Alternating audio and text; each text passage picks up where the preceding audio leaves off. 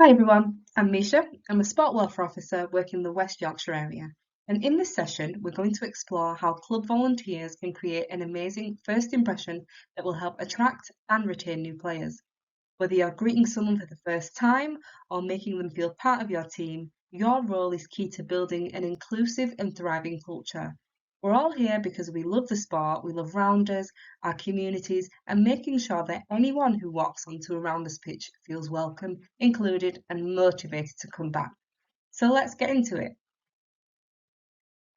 So this session is all about giving you useful, realistic tools. You don't need anything fancy budgets or facilities, just a little thought and consistency. So first we'll look at what new players actually need to feel welcome when they join your club.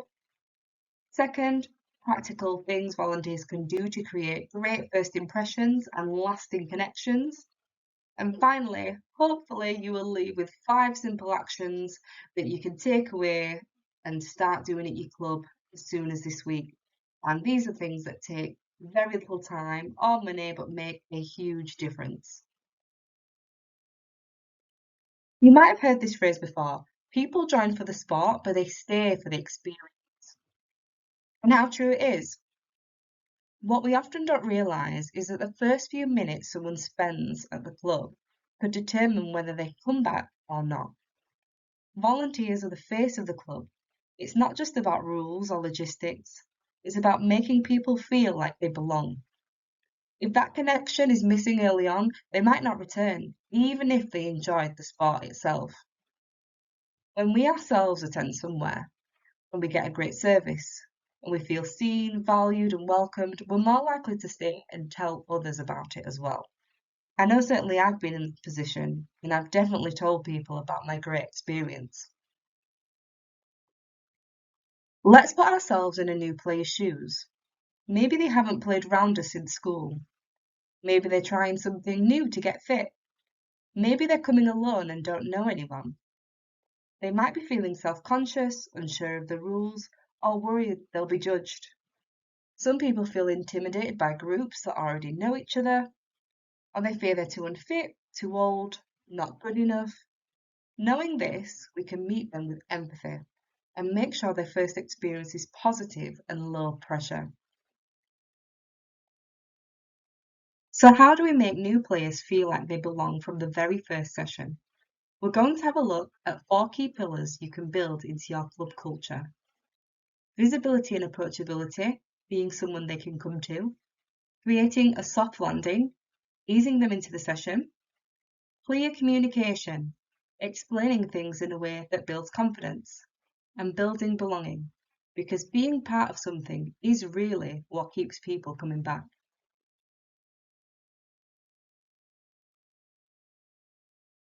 First step in creating an inclusive, welcoming environment is simple but powerful. Be easy to spot and easy to talk to. It sounds small, but for someone walking into a new club setting, especially if they don't know anyone or they're unsure about the environment, this makes a huge difference. Sometimes it's the basics that matter the most. It could be as straightforward as wearing a club t-shirt, a brightly coloured lanyard, or even just having a friendly smile and an open posture. When you look approachable, you become approachable. And it's not just about appearance, it's about behaviour too. Make the first move, say hello, make eye contact, ask their name, and let them know that you're glad that they're there.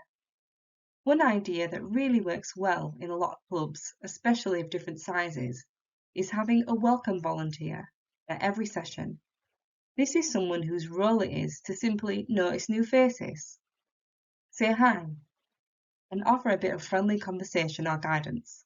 It's not about being a coach or giving technical advice, it's just about connection. I visited a club recently where they had this down to a T. They had a rota for their welcome volunteer. So each week, someone different got the chance to be welcoming and be the welcoming face of the club. And it worked beautifully. People felt noticed. They didn't stand around awkwardly at the side or wonder where to go or who to speak to. The club was buzzing, not just with activity, but with warmth. Think about it from a new person's perspective. Imagine arriving somewhere new, maybe after moving house, changing jobs, or even coming to the UK as a refugee or asylum seeker. You're in a completely unfamiliar environment. You may not even know anyone. You're probably already feeling anxious. Now imagine the difference it makes when someone smiles and walks up to you and says, "Hi, welcome. I'm really glad you're here. Would you like me to show you around?" That's not just friendly, it's saying to someone, "You belong here." Next, let's talk about what I like to call a soft landing. This is one of the most important things you can do to help new players feel comfortable and included from the very beginning. A soft landing means we don't throw new players straight into the deep end, like dropping them into a fast-paced competitive match on day one. That can be quite overwhelming, especially if they're nervous, unfamiliar with the rules, or just trying to build their confidence. Instead, we create space for them to ease in gradually. That might mean starting with a gentle warm-up, a friendly chat, or an informal drill where they can get to know the rhythm of the game. It might be as simple as introducing them to a buddy, someone who can help guide them through the session, answer questions, and check in with them throughout. It also means giving them permission to go at their own pace. Let them know it's perfectly okay to step out, take a breather, or just watch and learn for a bit. Not everybody is ready to jump in straight away, and that is completely fine. The goal is to reduce pressure because when we feel relaxed, we're far more likely to enjoy ourselves. And enjoyment is what people want and what keeps them coming back. It's not about performance or knowing all the rules on day one, it's about helping them feel like they belong. So let's give every new player a soft landing, a warm, welcoming space where they can build confidence, feel supported, and settle in at their own pace. So communication, and we are going to speak about language later in the session. So clear, friendly communication is essential when welcoming new players to our club. It's easy to forget that terms like deep field, no ball, or even innings might not mean much to someone who's never played around us before, or someone who's returning to sport after a few years away. So take the time to explain things in a simple, encouraging way. Don't assume knowledge. Break things down without overwhelming them, and reassure them that it's okay not to know everything straight away. One great hack is to check in with new players during or after a session. Ask how they're finding it, invite questions, and be open to explaining things more than once. The tone you set in those early moments has a big impact on whether someone chooses to come back next week. There are also some fantastic resources available to support this. The Getting Rounders Started guide is designed especially for new players, and it breaks down the basics of how Rounders works, what to expect in a session, and the key rules in plain, accessible language. And if your club has visual learners, point them in the direction of the online toolkit, which includes a short video that explains the game in a really clear and engaging way. Because ultimately, clarity builds confidence, and confident players are far more likely to enjoy themselves, feel part of the group, and stick around long term. So let's create an environment where no one feels left behind because they didn't understand the lingo. Let's build confidence, one friendly explanation at a time. So this final pillar is all about building belonging, because welcoming someone is the first step, but helping them feel like they truly belong, that is what keeps them coming. Belonging starts with the small things. Use people's names. It does make a difference. When someone hears their name in a team, especially a team chat or across the field, it signals that they're known and they matter. Include them in a group WhatsApp. Tag them in your team photos. Invite them to the next club social, even if they haven't been around long. These gestures say, "You're one of us now." In sessions, it's the high fives, the smiles, the simple "well done" after a good catch or a brave try. These little moments, they might be little, but they build up, and over time, they become the foundation of confidence, trust, and connection. And remember, belonging isn't just about being on the pitch, it's about being seen, heard, and valued as a person, not just a player. It's about feeling safe to show up as yourself, to make mistakes, to grow. When someone feels like they belong, they stop seeing themselves as a new person and start seeing themselves as part of something bigger. That's when they become a committed member of your club. Someone who will turn up, bring friends, maybe even volunteer because they found a place that feels like home. So let's not just build teams, let's build belonging. And that's how clubs thrive, and that is how communities grow. Let's have a listen to the player experience.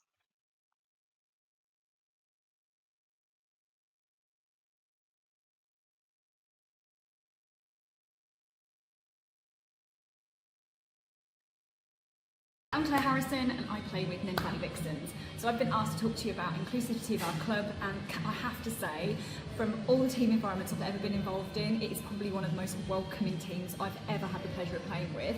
From people who come along just to practice with us because they don't feel that they're worthy of playing in teams, or people that just come along having never played at school, played since school and come along and build up those skills. The team are just there building people up to be the best version of them, and just being able to factor in what games that those team members can really show their abilities and their skills and really shine, and letting them build their confidence. We are absolutely all for everybody, and everyone is welcome in our team, all ages, all demographics, and I just absolutely love it because it just builds such an incredible community strength. When we come on to sort of days out or community events where we come together, it might not be just go to the pub because actually not everyone drinks, it's not for them. So having a variety of activities where anyone can be involved is so key. We have a whole host of supporters and they are all there cheering everyone on and lifting everyone's spirits. So it's absolutely the place to be for anybody, and everyone is welcome.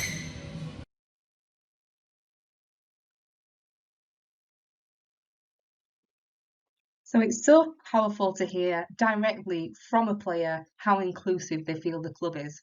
And often it's these personal stories that truly resonate with new members or volunteers. As a next step, think about how your club could create something similar. It could be a short video from a player or a volunteer, or even your welfare officer, just introducing themselves and sharing a little about the club's values and what support's available and what to expect. This simple gesture can make a huge difference in helping new members feel safe, informed, and part of the team from day one. I'll share a real example. Last summer, I visited a club where a mum of two recently arrived in the UK as a refugee joined one of their sessions. She hadn't played sport in years and was understandably nervous, adjusting to a new country, culture, and language. But from the moment she arrived, she was met with warmth and kindness. The club gently encouraged her, paired her with a buddy, and made sure she felt included every step of the way. Fast forward to now, she's one of their most committed players. She's captaining a team and even helping to run sessions herself. That is the power of creating a welcoming, inclusive space. It's more than a sport, it's belonging. So let's be honest, getting someone through the door is one thing, but keeping them, that's the real challenge. Research by Sport England shows that nearly 1 in 3 people drop out of sport within the first few weeks, especially if they're new to the environment or haven't been active for a while. And it's not usually about the sport itself. In most cases, people stop coming because of how they felt or didn't feel. For example, somebody saying, I turned up and nobody spoke to me. I didn't know what was going on, so I didn't go back. Or I didn't feel fit enough or good enough. It felt like everyone else already knew what they were doing. These are real quotes gathered from community sports interviews across the UK. And the thing is, it's not about lowering the bar, it's about removing invisible barriers. When someone walks into a new environment, they're often already nervous. So when no one greets them, when they're unsure where to stand, or where everyone else seems to know each other, those small moments add up. They don't feel welcomed, they feel like outsiders. Other common reasons people drop out include lack of communication, overly competitive atmosphere, feeling judged or embarrassed, cultural or accessibility gaps. But here's the good news. All of those things are within our control as clubs. A warm greeting, clear explanation, a bit of patience, they can flip the script entirely. Because when people feel welcomed, confident, and included, they come back and they bring others with them.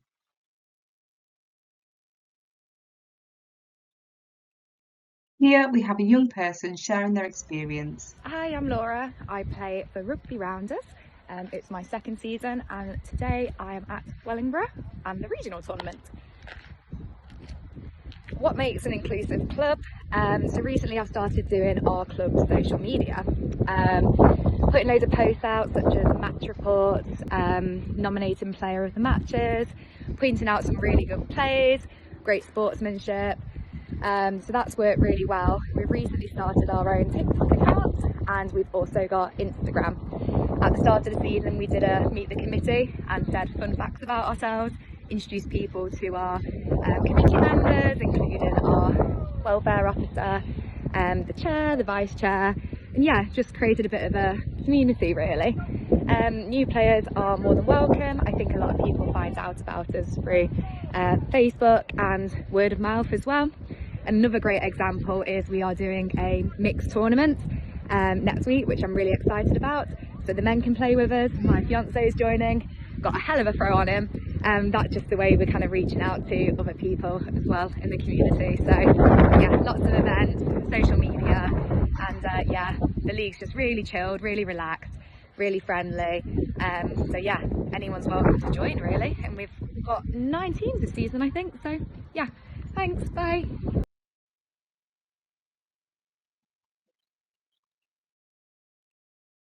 Inclusion isn't just about what we say, it's also about the space we create.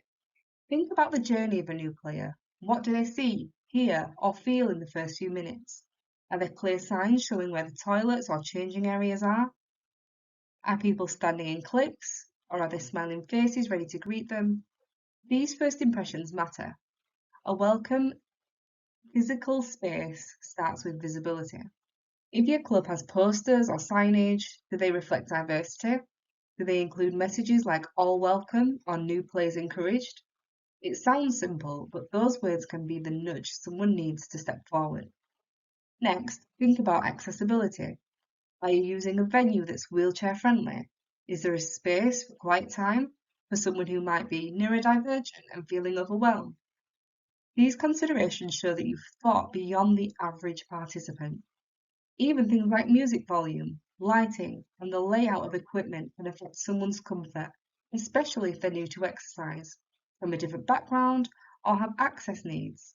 And of course, the people make the place. A dedicated welcome volunteer or someone in a visible role, like a coloured t-shirt, for example, can signal safety and friendliness right away. The Activity Alliance study found that over 70% of disabled people wanted to be more active, but cited unsuitable environments as a key barrier. So this really matters. The more your club feels open, clear, and thoughtfully set up, the more likely people are to stay, not just for the sport, because they feel like they belong in the space that you've created. So language. Language might seem like a small thing, but in sport, it can completely shape someone's experience. We often use shorthand or sport-specific terms that seasoned players understand without thinking. But for someone new, it can be like entering a foreign language class, for example.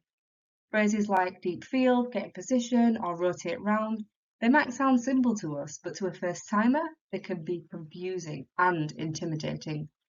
And it's not just the technical terms, tone matters too. Compare these responses. You should know that by now. Or, no worries, let me explain how that works again. Or, are you sure you're fit enough for this? Compared to, go at your own pace, we're just here to have fun. It's the difference between someone feeling embarrassed and someone feeling encouraged. Inclusive language helps reduce anxiety, build trust, and create a space where people aren't afraid to ask questions. A 2020 report from Women in Sport found that over 50% of women who dropped out of grassroots clubs did so because they felt not good enough or too behind. That's often because of how things were communicated or not communicated at all. So instead of assuming, clarify. Instead of correcting, encourage. And instead of speaking at someone, speak with them.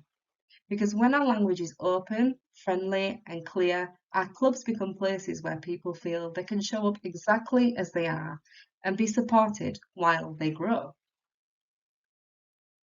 So sustaining the culture is so important. And one thing we can do is start by recognising and celebrating the volunteers who do this well. If someone consistently makes new members feel included, whether it's through warm greeting, helping explain the game, or simply offering a friendly chat, shine a light on that. Mention it at team briefings, post it on your social media, or even just say thank you publicly. When people see that behaviour is being valued, it encourages others to follow suit. It also helps to share stories. Stories of new players who started out a little nervous or unsure, but found their feet and now thrive in your club environment. These stories are really powerful. They remind everyone why this work matters and they build pride in what your club stands for. Another great habit is to check in with new members maybe a few weeks on after they join. A simple message or a quick conversation can go a long way. Ask what helped them settle in, and just as importantly, ask what could have made it better. Their feedback is gold. And it's important to keep your approach flexible. Not every idea will work the first time. Maybe one buddy system worked great in summer, but it needs tweaking in winter, and that's okay. A truly welcoming culture is one that grows and adapts with the people who are in it. So keep listening, keep learning, keep making your club a place where everyone, no matter what their background or experience, feels like they belong from day one. Now for some quick wins. Here are 5 things you or your club could do this week. You could nominate a welcome volunteer, someone to greet and guide new faces. Share the Rounder starter guide and other resources to new and old players to boost confidence. Host a Bring a Friend session. Encourage players to bring someone new. Start a buddy system. Match new players with someone friendly. Or you could end sessions with shout-outs, especially for effort and positivity and not just skill. So here's the good news. If you're welcoming new players to your club, there's no need to start from scratch. As some of you will know, Rounders England have some brilliant resources to support you. First, there's the Getting Rounders Started guide, which is a free, beginner-friendly resource that explains the rules, roles, and how sessions are typically run. It's ideal for players who are completely new or returning after a long break. Next, the adapted game section is packed with ideas for how to modify rounders for different abilities, ages, and group sizes. It helps ensure that everyone, no matter their background or experience, can get involved and have fun. Then there's the Rounders Toolkit, a hub of practical resources for clubs, including posters, planning guides, and session templates. These are great for new coaches, volunteers, or welfare leads to help structure a more inclusive club experience. And finally, the Rounder Shop. This features handy small game cards, quick, engaging activities that build skills and confidence in a non-competitive way. These are great icebreakers or warm-ups for mixed ability groups. All of these tools are designed to make it easier for clubs to create a welcoming, supportive environment and to help new players find their feet faster. So as we close, I want to leave you with this. You might be the reason someone comes back. It might not be the game itself. It might be your smile, your "Hi, I'm glad you came," your encouragement when they felt unsure. These little acts cost nothing, but they mean everything. So whether you're coaching, organising kit, or just showing up, know that you're creating a club environment people want to return to. Now, I'd love for you to take a moment, write down what's one thing you'll take away from this. Maybe something you want to try at your next session, or maybe it's just a mindset shift about how we welcome others. Go ahead, write it down and write it twice. So that even if you don't pick this notebook up ever again, writing down actions hold us to account mentally, and writing it twice will help you to remember it. Finally, thank you so much for watching and for the amazing work you do in your clubs. Volunteers are at the heart of the sport, and everything we've talked about in this session shows how small actions can make a huge difference. If you'd like to chat further about any of the content in this session or developing this within your own club, please do not hesitate to get in touch. Thank you.